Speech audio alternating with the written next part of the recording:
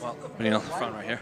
I feel like we just did this just a couple months ago here preparing for Renato. You know, he was in here earlier, and he said it didn't feel like one long camp preparing for you because he took a bit of a break, and it just felt like he picked up and just continued where he left off. So I guess for you, considering you didn't get to fight in January, you didn't get that release, has this felt like just one long fight camp preparing for Moicano? Yeah, since it's the same guy and I'm, prepping for him and I didn't get to fight. Yeah, I would say this is feels like a longer camp, but that's okay. You make more adjustments, you study more tape, and you just try to get better as an athlete. Well, like you said, there's not a whole lot of extra tape that you got from Moicano in that fight against Islam. So I guess do you change anything, or is it just stay healthy and show up? Actually, you'd be surprised. There was quite a bit in there. There was quite a lot in the beginning of the fights and the way they feint and the things they do. So it was actually really good for me. So you thought, like, to us, it felt like Islam just kind of ran through him. To you, someone that trains MMA in this division, what did you take away from that fight? Well, I mean, it was very competitive on the feet, right? And that had to do with the fact that they were kind of nullifying each other's feints. And when they did go, it almost seemed 50-50. Once it hit the ground at the 3-minute mark, then the fight totally changed. I agree with you, but overall, I thought there was a lot for me in that fight. And he was in here earlier, and he was, typical, very brutally honest. Moicano said in January the narrative was, he wants to beat the shit out of this old man. Now he wants to kill you. But he was also very honest. He's like, Beneil's way better than me off his back, and I'm probably better than him on top. So we might cancel each other out. So I guess, how do you see this fight playing out? I don't know. I think I'm better than him everywhere. I don't know if that's, I'm pretty sure wherever the grappling fights goes, I'll be fine.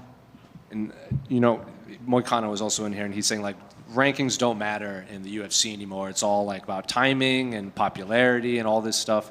So I'm curious, what do you make of, that narrative of the sport? Because it seems like, I remember you never really wanted to do interviews for a while. You just want to let your fighting talk, but now we're here. Yeah, I would say I think rankings still matter to some degree because they can be used against you, and then obviously, I think rankings still do matter. I think it's who you get, and but I think obviously personality seems to matter more, and how much you can get your name out there matters more. So I understand I have the best presence, whether it be in person or in social media, but ultimately, I got into this for fighting. I didn't get into this to be a personality.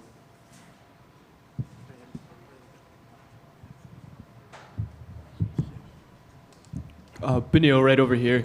You've done a lot with charity. You won the Forrest Griffin Community Award last year. Are there any new projects you're working on? We are doing something in Uganda, I believe. We're building a cafeteria, I think. So that's a project, and then Haiti's still going on. It's just different now because of the war or the civil war or the unrest, whatever they call it nowadays. We've had to change the ways we approach it. That's awesome. And one more from me. Your opponent, Renato Moicano, he's very unpredictable on the mic. In the lead up to this fight, has he made you laugh any time? And what's the funniest thing you've seen from him? Honestly, I haven't really looked at much he says, but I do think it's funny when he calls me old, because I think we're the same age, or he might be like a couple of days older than me. Well, I get the new story is only one old man can be left standing is his new one. I like that, and I just feel bad it's not going to be him. Hey, Beneil, over here. You faced Charles Oliveira yourself. How do you see him going up against Ilia Topuria? I think Charles, I would say one of the biggest keys would be checking the leg kick. I think Ilia did a lot of damage in his last 2 fights with that leg kick. If he does that, I think the fight becomes really competitive. Because striking-wise, Charles is quite dangerous with the knees and the kicks and the tie clinch and all that. So I think if he checks the kick, the fight becomes very dangerous. I think if it goes to the ground, the fight's very dangerous. So I think it's going to be a lot more competitive than people think. After a win against a guy like Moicano, where do you see yourself? Man, I think I could be 1 or 2 fights away from the belt again, hopefully. Thank you. Here, Beneil. I asked Renato the same question because he was training with Mateus Gambrat, a former opponent of yours and ATT teammate of Renato, yes.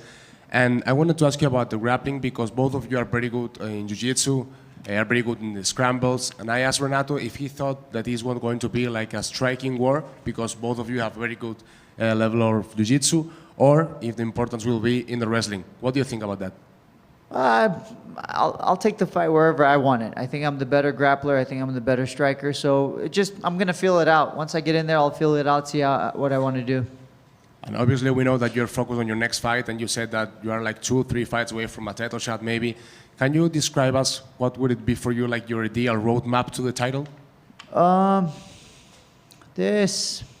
Somebody in the top 5 and then, title. That would be the ideal one. I don't really have specifically anybody in mind. Obviously there's a while that I was hoping to fight Dustin Poirier, but he's retiring, so I don't really have anybody specific in the top 5 that I don't want to fight. To be honest, I don't know why, but I'm not a big fan of fighting Max Holloway. I've been such a fan of him since, we got into the UFC. I think he was there before me, but I've been watching him for such a long time, and I never really expected that he would be in our division. So I don't really love that fight, but obviously if it presents itself, I'll be fighting him. But yeah, in an ideal world, after this fight, I get a top 5 opponent, and then I fight for the title. Thank you, Beneil. Just over here. What was your reaction to Islam moving up, and were you disappointed at all that you didn't get the opportunity to challenge him?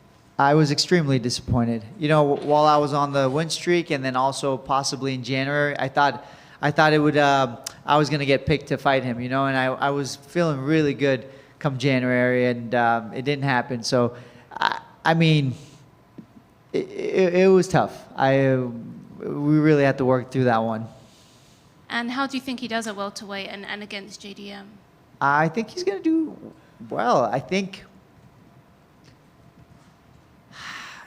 it'll be more striking than grappling. I think JDM's defense seems to be really solid, and he's going to continue to work on it. And I think actually the easier path will be striking for Makhachev.